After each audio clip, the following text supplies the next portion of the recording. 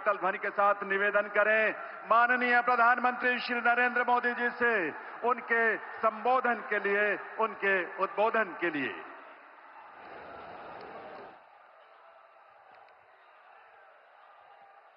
भारत माता की, भारत माता की, भारत माता की। उद्घाटन हो गया, उद्घाटन हो गया? नहीं, अभी आधा काम हुआ है। मैंने सिर्फ वो पर्दा हटाया है, लेकिन मैं आज चाहता हूं इस एयरपोर्ट का उद्घाटन यहां जो भी उपस्थित है आप सब करें।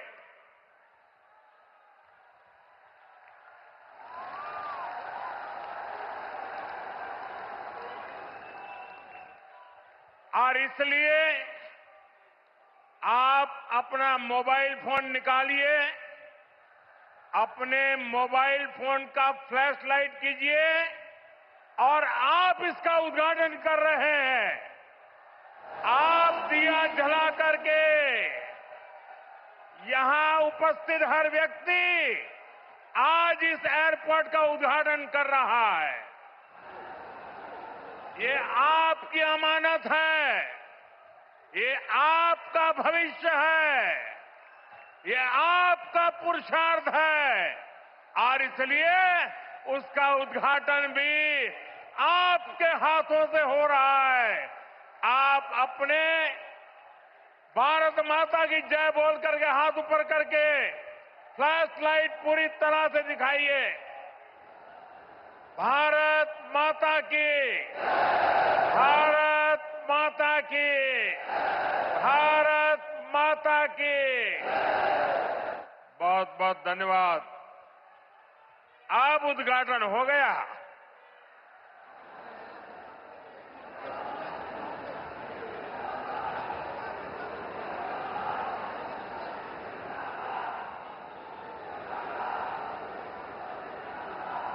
उत्तर प्रदेश की राज्यपाल आनंदीबेन पटेल, यहां के मुख्यमंत्री योगी आदित्यनाथ जी, उप मुख्यमंत्री केशव प्रसाद मौर्य, ब्रजेश पाठक, केंद्रीय मंत्रिमंडल के मेरे सहयोगी श्री राम मोहन नायडू जी, पंकज चौधरी जी, ज्यूरिक एयरपोर्ट के चेयरमैन जोसेफ फेल्डर जी, अन्य मंत्रीगण, सांसद, विधायक, अन्य महानुभाव और मेरे प्यारे भाई और बहनों,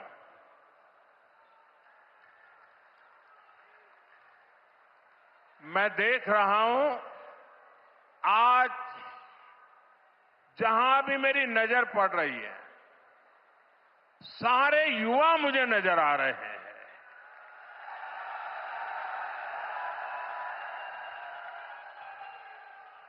उत्साह से भरे युवा हैं, जोश से भरे हुए युवा है, क्योंकि इन युवाओं को पता है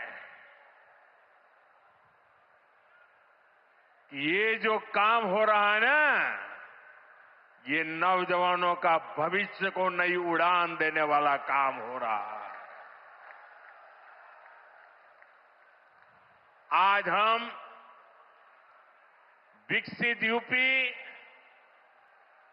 विकसित भारत अभियान का एक नया अध्याय शुरू कर रहे हैं। देश का सबसे बड़ा प्रदेश आज देश के सबसे अधिक इंटरनेशनल एयरपोर्ट्स वाले राज्यों में से एक हो गया है। और आज मेरे लिए गर्व और प्रसन्नता के दो कारण हैं। एक तो ये है, इस एयरपोर्ट का शिलान्यास भी करने का सौभाग्य आप सबने मुझे दिया था और आप सबने इस एयरपोर्ट के उद्घाटन का सौभाग्य भी मुझे दिया। लेकिन मैंने उस सौभाग्य को आपके साथ बांट दिया और आपके हाथों से उद्घाटन करवा दिया। दूसरा, जिस उत्तर प्रदेश ने मुझे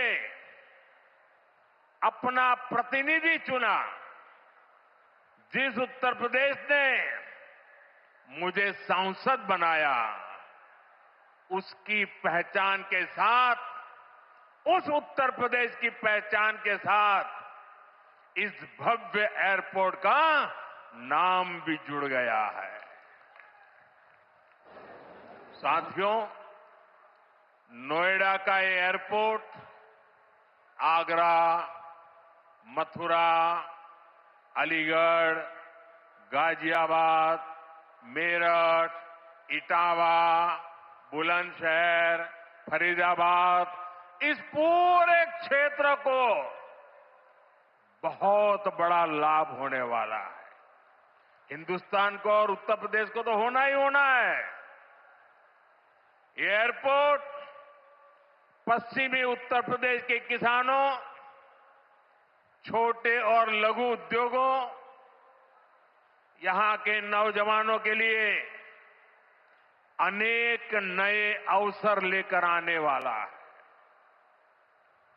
यहां से दुनिया के लिए विमान तो उड़ेंगे ही, साथ ही ये विकसित उत्तर प्रदेश की उड़ान का भी प्रतीक बनेगा। मैं उत्तर प्रदेश को विशेष रूप से पश्चिम उत्तर प्रदेश की जनता को इस भव्य एयरपोर्ट के लिए बहुत बहुत बधाई देता हूं।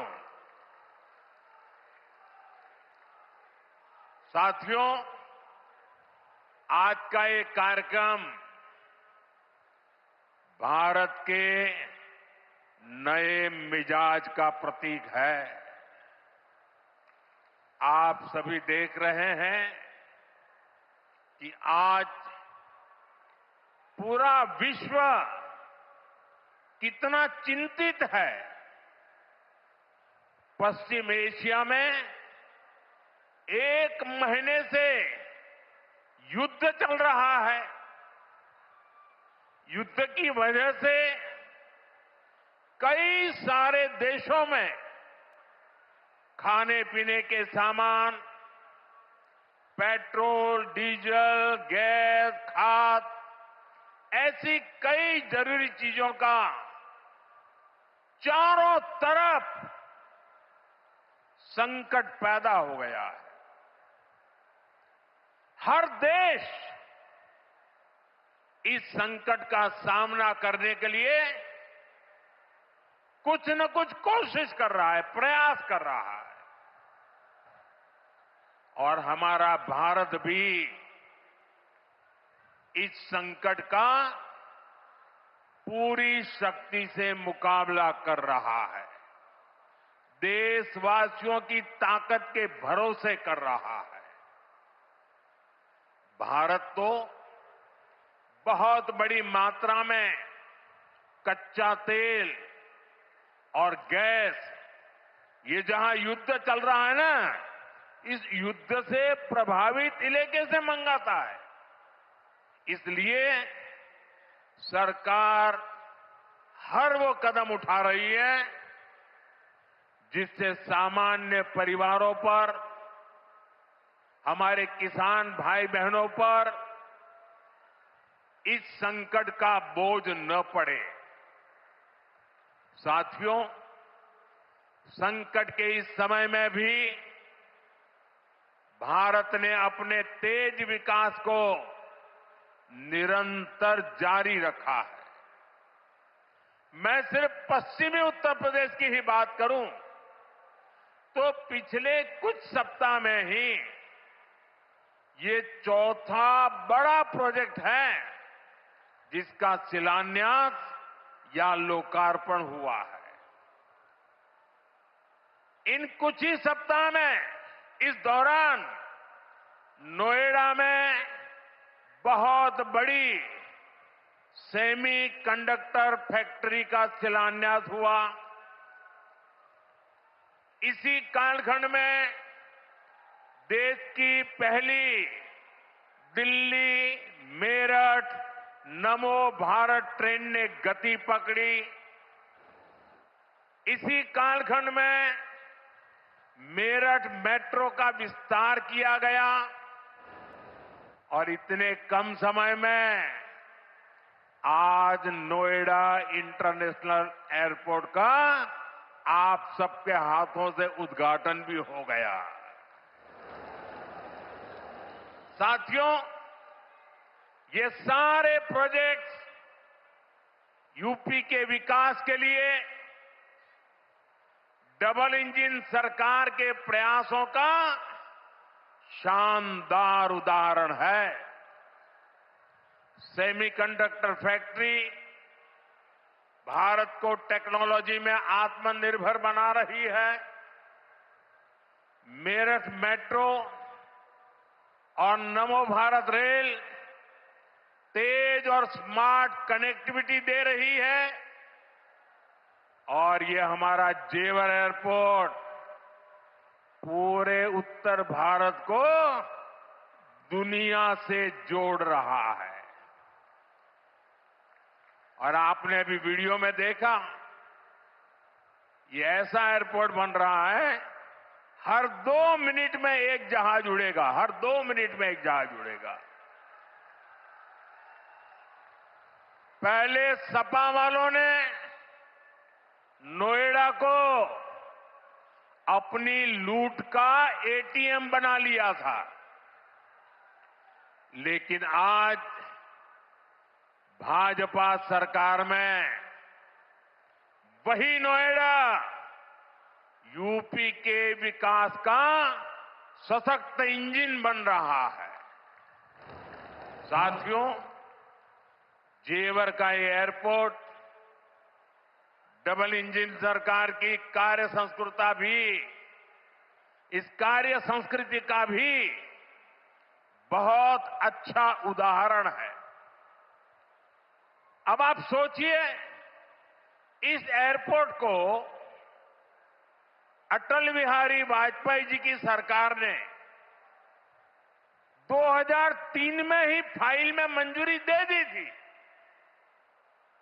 2003 में आप में से बहुत होंगे जिसका जन्म नहीं हुआ होगा, बहुत वो लोग होंगे जो उस समय 25-30 साल के 35 साल के हुए होंगे और आज रिटायर्ड की हो गए, लेकिन एयरपोर्ट नहीं बना। लेकिन केंद्र में कांग्रेस और यहां की पहले की सरकारों ने सालों तक इस एयरपोर्ट की नींव तक नहीं पड़ने दी। 2004 से 2014 तक ये एयरपोर्ट फाइलों में ही दबा रहा। जब हमारी सरकार बनी तो यूपी में सपा की सरकार थी। शुरू के 2-3 सालों में सपा वालों ने इस पर काम नहीं होने दिया, लेकिन जैसे ही यहां भाजपा एनडीए की सरकार बनी, दिल्ली में भाजपा एनडीए की सरकार बनी, तो जेवर एयरपोर्ट की नींव भी पड़ी, निर्माण भी हुआ और अब ये शुरू भी हो गया है। साथियों, एयरपोर्ट के अलावा ये क्षेत्र देश के 2 बड़े फ्रेट कॉरिडोर्स का भी हब बन रहा है। ये फ्रेट कॉरिडोर मालगाड़ियों के लिए बिछाई गई स्पेशल पटरियां हैं। इससे उत्तर भारत की बंगाल और गुजरात के समंदर से कनेक्टिविटी बेहतर हो गई है और दादरी वो स्थान है जहां ये दोनों कॉरिडोर्स आपस में मिलते हैं। यानी यहां किसान जो उगाते हैं, यहां उद्योग जो कुछ बनाते हैं, वो जमीन से, हवाई मार्ग से दुनिया के कोने कोने तक तेजी से जा पाएगा।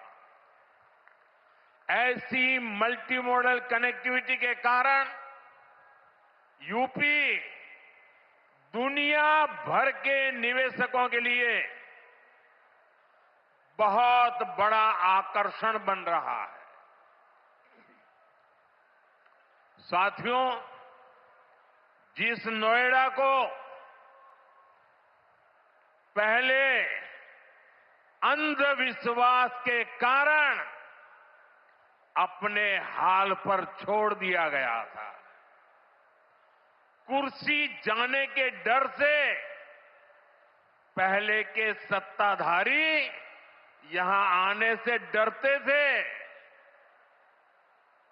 मुझे याद है यहां की सपा सरकार थी और मैंने नोएडा आने का कार्यक्रम बनाया तो मुख्यमंत्री इतने डरे हुए थे कि वो उस कार्यक्रम में नहीं आए और मुझे भी डराने की लोगों ने कोशिश की कि नोएडा मत जाओ मोदी जी, अभी अभी प्रधानमंत्री बने हो। मैंने कहा इस धरती का आशीर्वाद लेने जा रहा हूं जो मुझे लंबे अरसे तक सेवा करने का मौका देगा।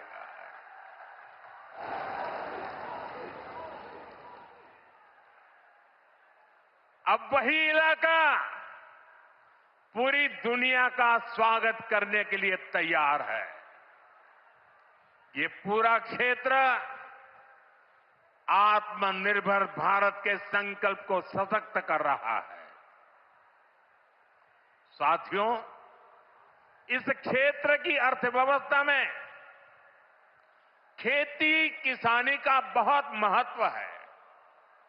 मैं आज उन मेरे किसान भाई बहनों का विशेष रूप से आभार व्यक्त करता हूं जिन्होंने इस प्रोजेक्ट को साकार करने के लिए अपनी जमीनें दी हैं। उन किसानों के लिए जोरदार तालियां बजाइए दोस्तों। मेरे किसान भाई बहनों के लिए जोरदार ताली बजाइए। मेरे किसान भाई बहन, आपके इस योगदान से ही इस पूरे क्षेत्र में विकास का एक नया दौर शुरू होने जा रहा है। आधुनिक कनेक्टिविटी का जो विस्तार यहां हो रहा है उससे पश्चिमी यूपी में फूड प्रोसेसिंग की संभावनाओं को और बल मिलेगा। अब यहां के कृषि उत्पाद दुनिया के बाजारों में और बेहतर तरीके से जा पाएंगे।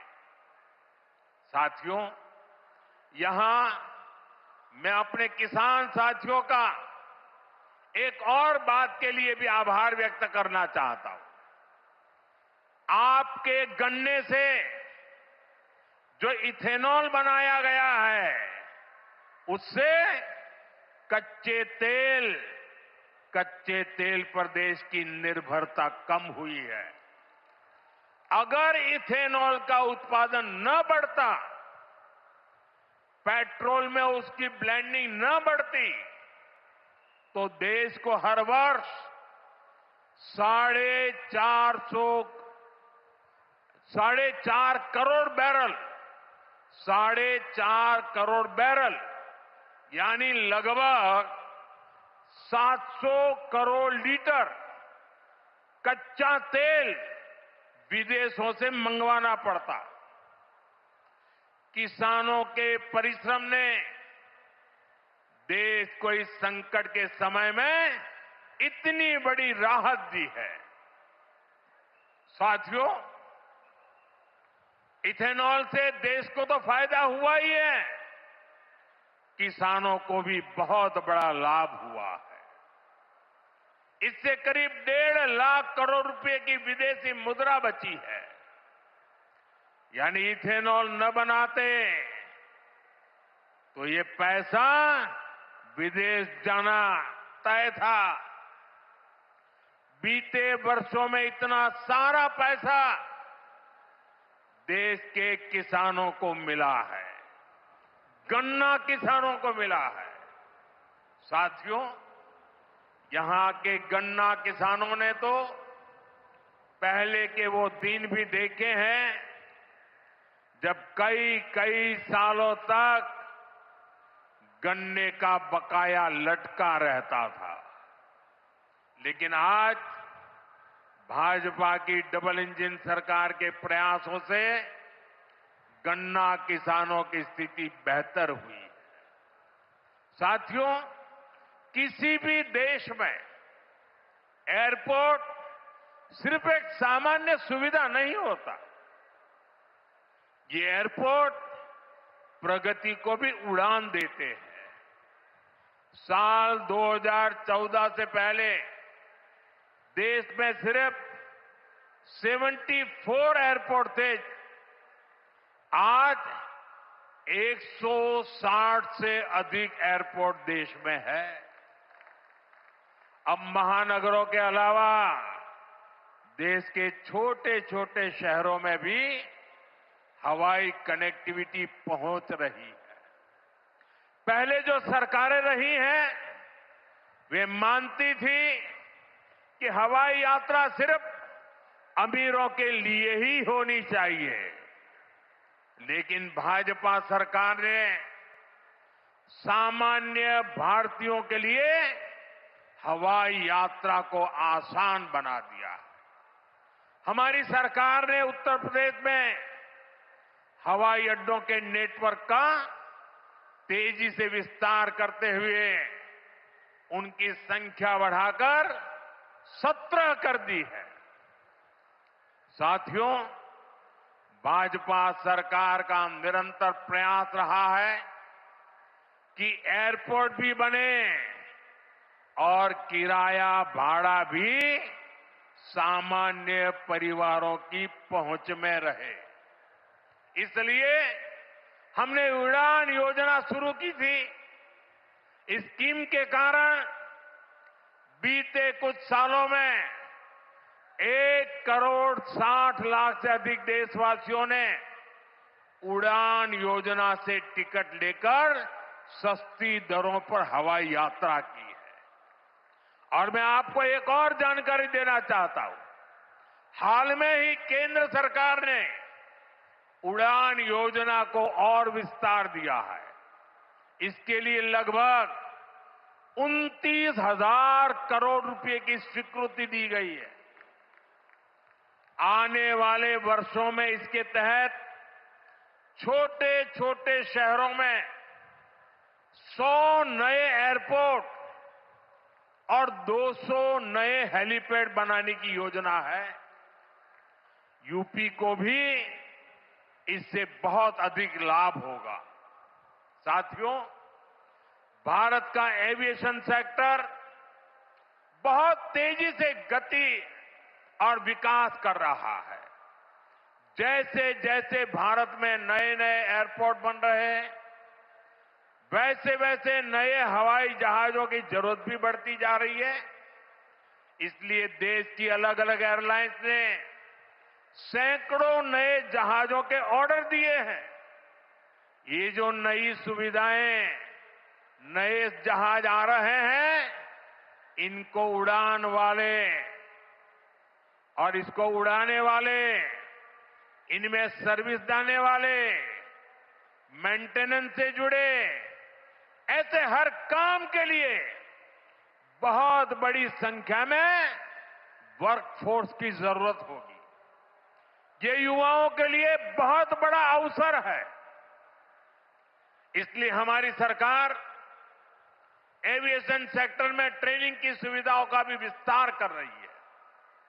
साथियों, आप जब अपनी कोई गाड़ी खरीदते हैं तो ये जरूर देखते हैं कि उस गाड़ी बनाने वाली कंपनी का सर्विसिंग सेंटर आसपास है या नहीं है। आप जानकर हैरान हो जाएंगे कि हमारे देश में हवाई जहाजों की सर्विसिंग यानी उनके मेंटेनेंस, रिपेयर एंड ओवरहॉल की पुख्ता व्यवस्था ही नहीं थी। भारत के 85 एयरपोर्ट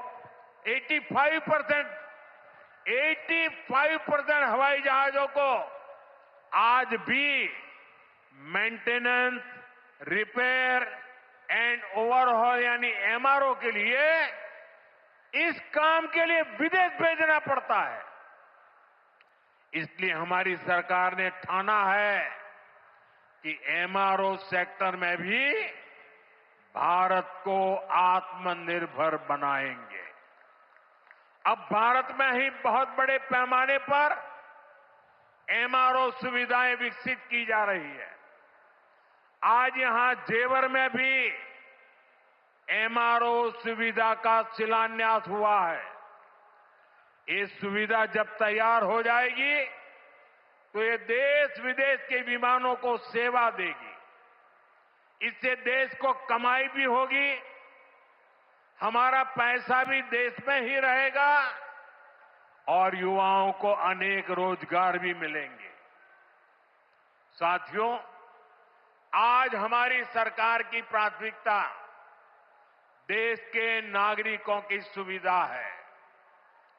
देश के नागरिक का समय बचे और उसकी जेब पर ज्यादा बोझ भी न पड़े, ये हमारा लक्ष्य है। मेट्रो और वंदे भारत जैसी आधुनिक रेल सेवाओं का इसी भाव से ही विस्तार किया जा रहा है। दिल्ली मेरठ नमो भारत रेल, इसका कितना फायदा हो रहा है ये भी हम सब देख रहे हैं। अभी तक नमो भारत 2.5 करोड़ से अधिक लोग सफर कर चुके हैं। दिल्ली मेरठ के जिस सफर में पहले घंटों लग जाते थे, अब वो सफर मिनटों में ही पूरा हो रहा है। साथियों, विकसित भारत के विकसित आधुनिक इंफ्रास्ट्रक्चर पर हमारी सरकार अभूतपूर्व निवेश कर रही है। बीते 11 वर्षों में इंफ्रास्ट्रक्चर का बजट 6 गुना से अधिक बढ़ाया गया है। इन वर्षों में 17 लाख करोड़ रुपए हाईवे और एक्सप्रेसवे पर खर्च किए गए। 1 लाख किलोमीटर से अधिक के हाईवे का निर्माण किया गया है। 2014 तक रेलवे में सिर्फ 20,000 किलोमीटर रूट का बिजलीकरण हुआ था, जबकि 2014 के बाद से 40,000 किलोमीटर से ज्यादा रेलवे ट्रैक का बिजलीकरण किया गया है। आज ब्रॉडगेज नेटवर्क का लगभग 100% बिजलीकरण हो चुका है।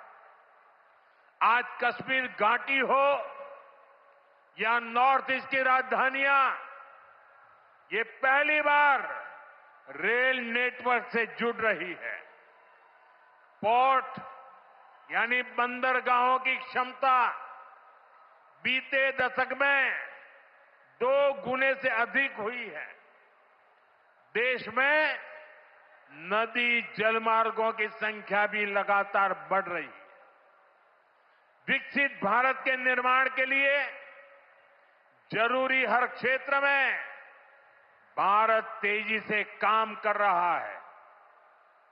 साथियों, विकसित भारत बनाने के लिए सबका प्रयास बहुत जरूरी है।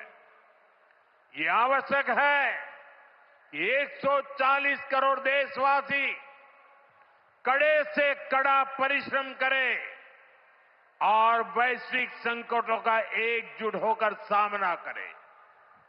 अभी जो युद्ध चल रहा है, इससे पैदा हुए संकट का सामना कैसे करना है, इसके बारे में मैंने संसद में भी विस्तार से बताया है। मेरी कल देश के सभी मुख्यमंत्रियों से भी लंबी चर्चा हुई है और बड़ी सकारात्मक चर्चा हुई है। मैं आज आप सभी जनता जनार्दन से फिर कहूंगा, मैं देशवासियों से फिर से कहूंगा, हमें शांत मन से, धैर्य के साथ, एकजुटता के साथ, मिलजुल करके इस संकट का सामना करना है। ये पूरे विश्व में परेशानी पैदा करने वाला संकट है। हमें अपने देश की सबसे ज्यादा चिंता करने है और यही हम भारतीयों की सबसे बड़ी ताकत है। मैं यूपी के, देश के सभी राजनीतिक दलों से भी आग्रहपूर्वक कहना चाहता हूं, विनती पूर्वक कहना चाहता हूं, इस प्रकार के संकट में ऐसी बातें करने से बचें जो देश के लिए नुकसानदायक है, जो भारतीयों के हक में है, जो भारत के हित में है, वही भारत सरकार की नीति और रणनीति है। राजनीति के लिए गलत बयानबाजी करने वाले राजनीतिक बहस में तो कुछ नंबर पा लेंगे, लेकिन देश को नुकसान पहुंचाने वाली हरकतों को देश की जनता कभी माफ नहीं करती। कोरोना के महासंकट के दौरान भी कुछ लोगों ने अफवाहें फैलाई, वैक्सीन को लेकर झूठ बोले ताकि सरकार का काम मुश्किल हो, देश को नुकसान हो। परिणाम क्या हुआ? जनता ने चुनावों के दौरान ऐसी राजनीति को नकार दिया, ठुकरा दिया। मुझे पूरा भरोसा है कि देश के सभी राजनीतिक दल भी इससे सबक सीखेंगे और देश के एकजुट प्रयासों को वो बल देंगे, ताकत देंगे। इसी आग्रह के साथ एक बार फिर से उत्तर प्रदेश को इस शानदार एयरपोर्ट के लिए बहुत बहुत शुभकामनाएं। मेरे साथ बोलिए, भारत माता की वंदे वंदे वंदे वंदे वंदे वंदे वंदे वंदे वंदे। बहुत बहुत धन्यवाद।